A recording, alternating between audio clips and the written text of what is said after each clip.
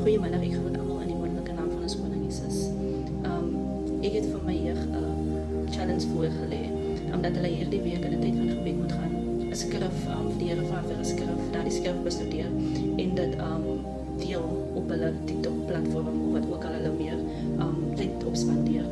Want baie keer as gelowiges en as mense in general dan kan het so dat ander dinge ons het tyd van dat ons nie genoeg met die woord van die Here praat nie. Ek het die challenge aan hulle voorgelê, maar ek myself het ook gesê dat ek gaan dit doen. En vanoggend staan ek op met die woord selfsugtigheid. Selfsugtigheid. En ek gaan lees verse wat praat van selfsug. En ek kom op Jakobus 3 vers 16 en Jakobus 4 vers 1 tot 3.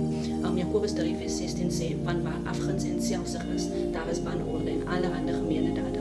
Jakobus 4 vers 1 tot 3 sê, waar vandaan kom oorlog en vegtery onder julle? Kom hulle nie hier vandaan van julle weerluste en dan julle lede stryd voer nie. Julle begeer en julle het nie. Julle pleeg moord en is nywerig en julle kan niks verkry nie. Julle veg en maak oorlog en julle het nie omdat julle nie bid nie. Julle bid en julle ontvang nie omdat julle verkeerd bid om dit in julle weerluste deur te bring. Hierso, die persoon wat hierdie boek geskryf het is Jakobus, Jesus se broer in Engels is James. En hier praat Jakobus of James met gelowiges in die kerk en hy waarsku hulle dat hoe hulle self gedra het, hulle behavior affecteer net hulle geestelike lewe nie, maar ook hulle gemeenskap. Hy praat van konflik, jaloesie, ongesonde houdings in hulle gemeenskap. En selfsug is die ding wat baie groot is in ons gemeenskap. Ons gee nie meer om vir mekaar nie. Ons weet nie meer om met mekaar te gesels nie, om met mekaar te hanteer nie. Ek sê vir jou net 'n ding, soos ek wil kinders het nie meer respek vir groot mense nie. Groot mense dink omdat hulle groot is, hulle ken alles en hulle is nooit verkeerd nie en druk sommige kere kinders af wat nie so moet wees nie. En hier praat dit van afguns en jaloesie. As 'n mens afguns en jaloesie in jou lewe het, dan is daar wanorde in jou lewe. Verhoudings weet jy uit, die huis weet jy uit, die werk weet jy uit, die gemeenskap weet jy uit, die kerk weet jy uit. Want ons almal doen iets vir ons eie beswil. Ons almal doen iets sodat ons gesien kan word, sodat ons geprys kan word, sodat ons geërken kan word. Ons dink nie aan die volgende persoon nie. God is begeer ons en as ons dit nie kan kry nie, dan begin steel ons en ons begin pleeg moord en ons begin doen al hierdie dinge want ons sien hierdie goed, so nou begeer ons dit, so nou wil ons dit hê en omdat ons die werk en ons weet hoe om dit te kry nie, nou val ons in gangsterisme en ons val in al hierdie tipe dinge wat op die einde van die dag vir ons na die dood toe lei. Miskien nie fisiese dood van meeste van ons, maar geestelike dood. Dood in ons familie, soos is dames as ek daar nie. Maar vir my wat uitstaan is dat hier word nie met net enige iemand gepraat nie, maar hier word met gelowiges in die kerk. Hoeveel kere in die kerk doen ons ook iets net vir ons beswil, net sodat ons kan, dat iemand kan sê, nee, die suster doen goed, die suster doen die dat. So, ons doen alles vir ons eie selfsugtige redes. Ons noem nie meer die naam van die Here nie, ons praat nie meer oor die Here nie, ons doen nie meer dinge van die Here nie. Maar as iemand vir my vra om in te staan vir iemand en nou, hulle het gesê 2 weke en nou sit al 3 weke al en nou begin ek moeg te raak, maar ons kyk hoe die Here vir ons daar gebruik nie. Waar ook as ons onsself bevind, as iemand vir my vra, kan nie vandag by die deur staan die mens so goed, dan wil jy sê, nee, dis nie my posie, dis nie waar ek moet wees, ek doen nie dit nie. Wanneer jy voel jy met 'n hoë posisie, jy voel jy met 'n titel, jy voel die dinge wat jy doen moet geken word en dit moet genoem word en mense moet kan sê, nie die broer en die suster doen dit, maar ons sien nie dat hoe die Here vir ons gebruik in daardie posisies, maar omdat ons so selfsugtig is, omdat ons omgee vir ander mense, omdat ons omgee ons kerk en ons broers en ons susters, omdat ons omgee ons gemeenskap, kan ons sien wat die Here probeer deur ons doen, hoe die Here probeer om vir ons te gebruik. Ek dink aan hoe in kerke word dan net prosperity boodskappe gepraat van hoe die Here vir ons goed doen, ons moet net glo, ons moet net bid en die Here sal vir ons deurkom.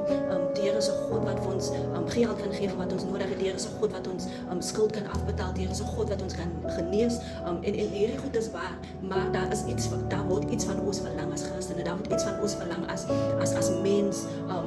Die Here kan werk net soos hy wil, deur wie hy wil, wanneer hy wil, maar dit beteken nie dat ons net daar is om te ontvang nie. Dit beteken nie dat ons net daar is om net te bid en die Here gee en verder aanvat ons, die Here gee en ons vat nie. Nee, maar ons het ook 'n posisie wat ons moet volstaan. Ons het ook 'n taak wat ons moet doen. Die Here verwag dat ons moet kan glo in hom, in sy seun, dat sy seun gekom het gesterwe, dat sy seun aan die kant van die lewe is, dat sy seun eendag sal kom en kom behaal die wat syne is. Die Here verwag dat ons moet omgee vir ons medebroers en susters. Die Here verwag dat ons dinge moet doen omdat ons net daai vrywilligheid het en ywerigheid om te dien en nie te bedien te wil wees nie. Die Here verlang dat ons Christene kan is wat met saam kan staan.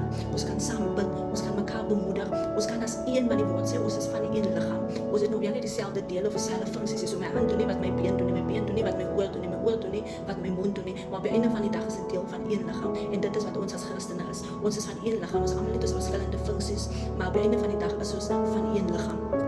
En met die Prosperity Gospel sê hulle vir jou dat jy moet bid, maar hulle leer vir jou om te bid.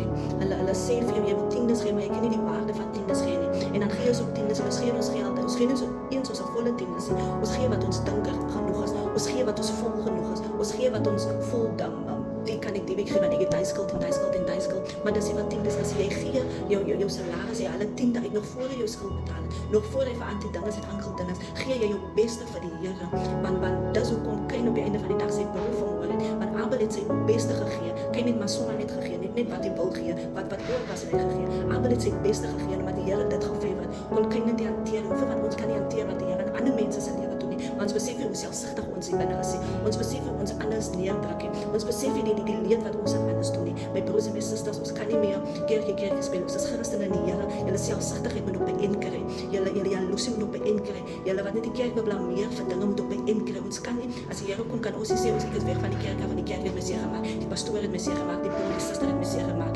Nee, ons almal kry seer, ons hou op met die victim mentality, ons almal kry seer, maar dis hoe jy dit hanteer. Die koortjie wat sê, die wonde is nie my skuld nie, maar die genesing is myne. Dat is 'n koortjie wat so iets noem. En dit praat van, ja, jy kan nie help dat die seer gemaak word nie, maar jy het beheer in jou hand en volgens van jy het beheer oor hoe jy die seer gaan hanteer. Gaan jy toelaat dat dit jou bitter maak, of gaan jy probeer om genesing te kry daarvoor? Ons moet op om mense blameer, ons families blameer, maas, broers, susters, kerk, pastore, diakens. Ons moet op met die victim mentality, en ons moet nou seker maak dat ons genees van binne, sodat ons kan vergewe, sodat ons kan laat gaan, en nie laat gaan, maar ek gaan nou wat jy gedoen het, nee, ons laat gaan, ons gee dit vir die Here, en ons gee alles oor aan die Here, sodat hy voorstel, dat hy proses kan vat van genesing. Genesing gaan nie morgen kom, dit gaan nie volgende week kom, dit gaan nie volgende maand kom, maar as ons die Here vertrou, ons bly by hom, dan sal hy voorstel, dat hy proses vat. So my broers en susters, ek hoop hierdie woord het iemand geraak, dat ons moet ophou met ons selfsugtigheid, ons moet ophou met ons jaloesie teenoor een en die ander. As ek sien die een word geroep om dit te doen en om daar te sing, wil ek het ook doen. Kry in met julle jaloesie, kry in met julle selfsug, kry in met julle houdings en maak dat dit julle families en julle lewe en julle gemeenskappe opskeer, maar jy wil by die Here kom en ook dinge nie uitwerk. Kyk na jouself asseblief en dankie. Kyk na jou familie, kyk na jou gemeenskap, kyk na jou medemense. Laat ons as Christene regtig lewe volgens die woord van die Here, met liefde lewe, liefde vir mekaar, liefde vir vreemde, liefde vir ander, en gee wat jy kan. Ek weet mense kan nie altyd gee nie, maar wat jy kan en wanneer jy kan, wees mededeelsaam. En dit is my woord vandag, en weer eens hoop en vertrou dat dit iemand se hart geraak het. Dankie dat jy geluister het.